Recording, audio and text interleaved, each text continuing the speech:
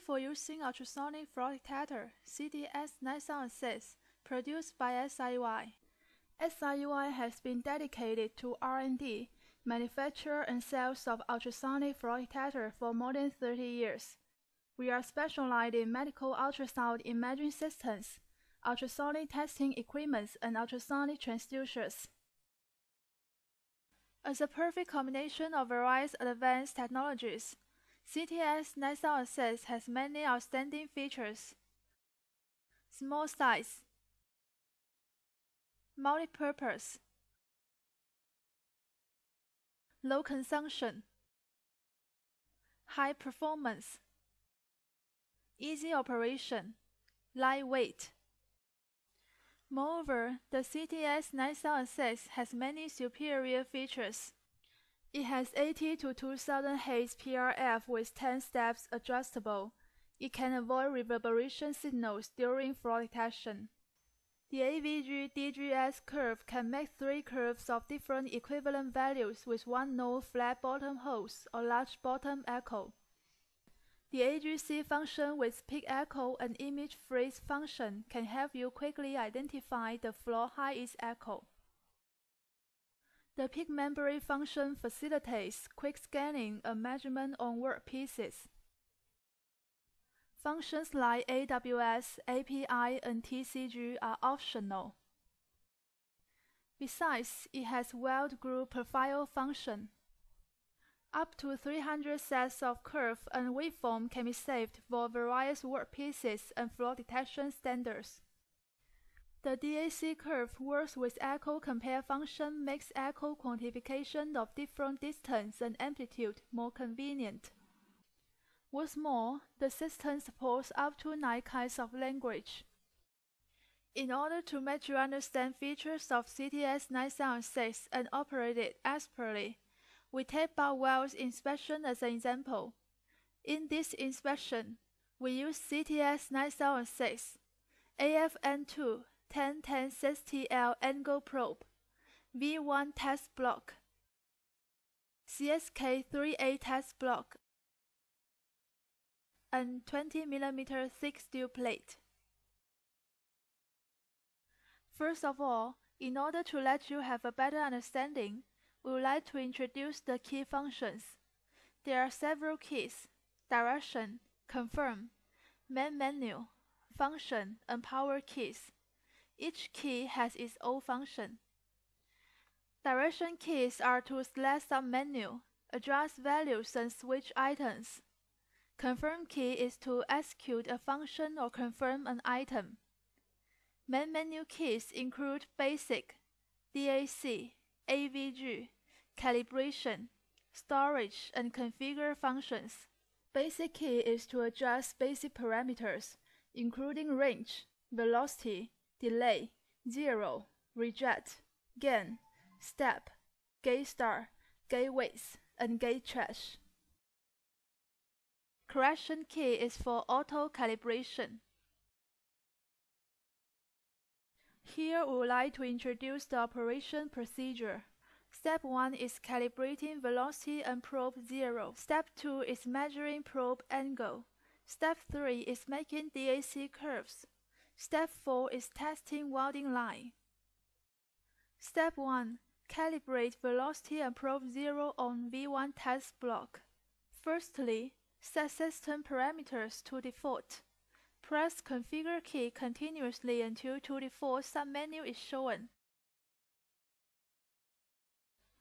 Press Direction keys to move cursors to default, and press Direction keys to turn off to on.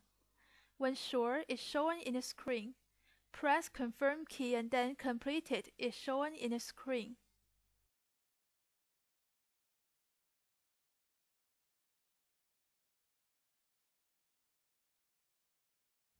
Press Correction key to go to Correction main menu.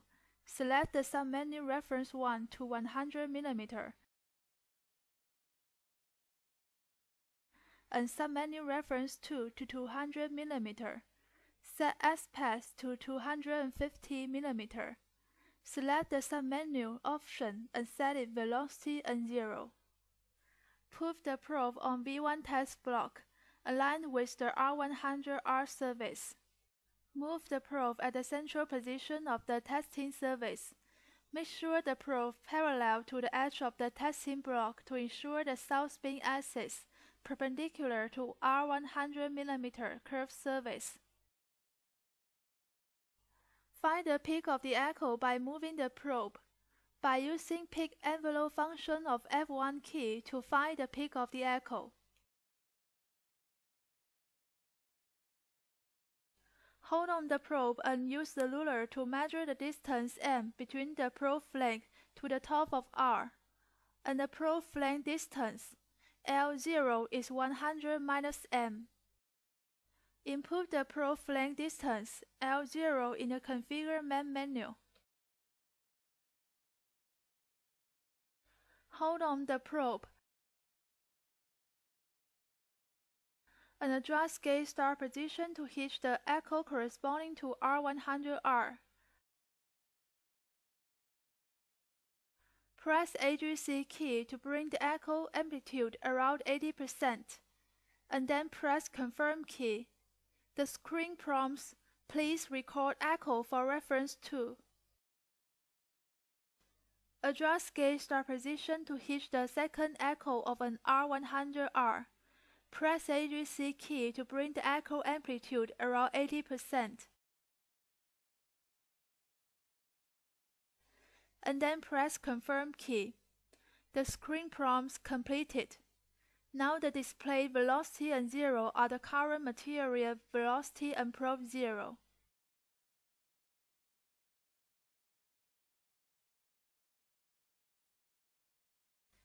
Press Correction key and select the submenu Angle Measure. Press Confirm key to go to the submenu of Angle Measure.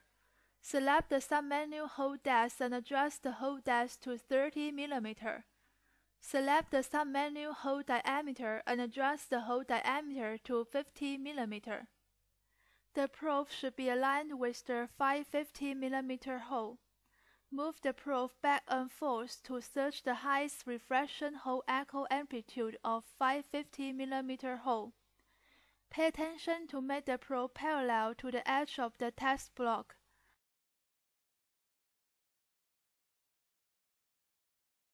Hold the probe when the highest reflection echo is found. Adjust gauge start position to hitch the echo, and press AGC key to bring the echo amplitude around 80%. Press Confirm key and the measured angle will be displayed in the submenu Angle. Making DAC curves on CSK3A test block.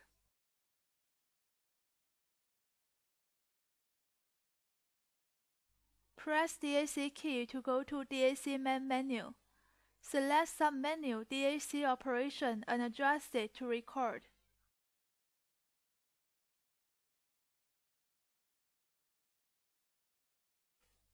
Use Calibrate Angle Probe to find the 10 mm depth 5-1 short drill hole in the test block. Pay attention to make the probe parallel to the edge of the test block. Find the highest reflection echo corresponding to the 5-1 hole.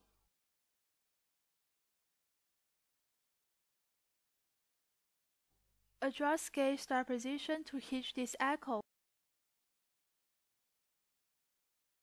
Press AGC key to bring the echo amplitude around 80%.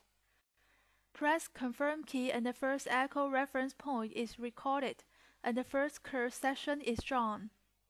Repeat steps above and record echoes of the holes with depths at 20 mm, 30 mm, and 40 mm. After recording the required echo reference points, a group of DAC curves are completed. Set the submenu thickness in Configure main menu based on the thickness of the workpiece to be tested. The steel plate we are testing now is 20 mm.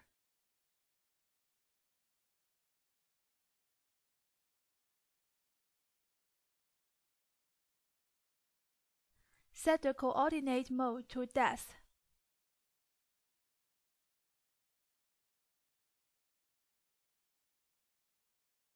We use zigzag way to test spot wells on the steel plate.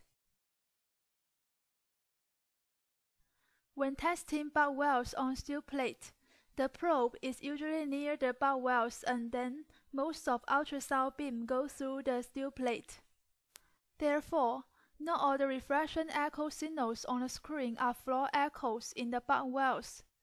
If those non-defect echo is mistrusted as defects, it will cause quality evaluation error, even unnecessary butt welds rework. Accordingly, we need to determine these refraction echo signals. The position of the refraction point is the main consideration for determining whether the refraction echoes are for defects or not. Therefore, in the butt welds testing, first of all, we need to make sure the position of refraction echo and determine whether the refraction point is in the butt welds. Let's make this step by step. Move the probe back and forth at both sides of butt welds to get the highest echo, and adjust again to hit the highest echo. Use the highest refraction echo horizontal distance LF and depth position D to determine whether it is defect. Method is as follows. Determine the horizontal distance LF between the refraction point and the incidence point. Use the ruler to measure the distance L between the probe flank and the weld edge when at highest echo amplitude and the butt weld width A. If L is less than LF, LF is less than L plus A, the refraction point is in the butt welds. If used the first echo, the distance between the refraction point and the steel plate surface is less than the steel plate thickness. It can be considered as defect refraction. If used the second echo, it is necessary to analyze the distance between the refraction point and the steel plate surface, weld group type, and then judge whether it is defect refraction. If LF is less than L or LF is greater than L plus A, and the refraction point of the highest refraction echo is not in the butt welds, which is normally not welding defect. After finding defect in the butt welds testing, it is necessary to determine the defect depth position, the distance between defect and weld center and defect size based on the defect highest refraction echo in the time baseline position. When the refraction echo is determined as defect, move the probe back and forth at both sides of the butt welds to get the highest echo of the defect, and adjust again to hit the highest echo. Pay attention that the highest refraction echo on the screen cannot be too high.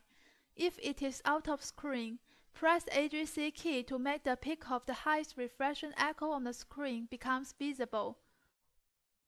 Read the defect depth D and size, the relative position of the defect highest refraction echo peak and the DAC curve on the screen in order to determine the defect wave height area. Read the horizontal distance between the probe flank and the defect LF is 25 mm, and use the ruler to measure the probe flank distance 26 mm, and then the distance between the defect and weld center is 26 minus 25 is 1 mm, and then use the ruler to measure the distance S3 between the probe center and the test block left edge, for example, 126 mm. Different standards have different measurement methods for defect indication length.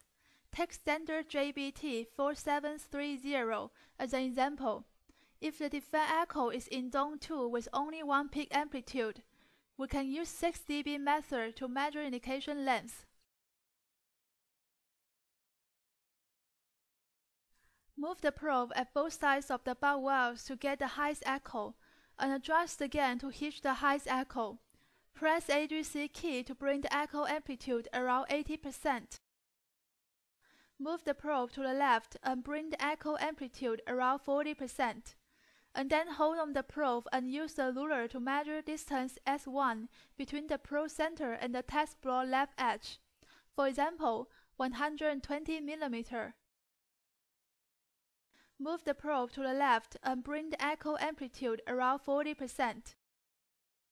At this time, Measure the distance S2 between the probe center and the test block left edge, for example, 132 mm. The defect indication length is S2 minus S1 is 132 minus 120 is 12 mm. That's the end of the operation procedure. Thank you for watching and have a good day.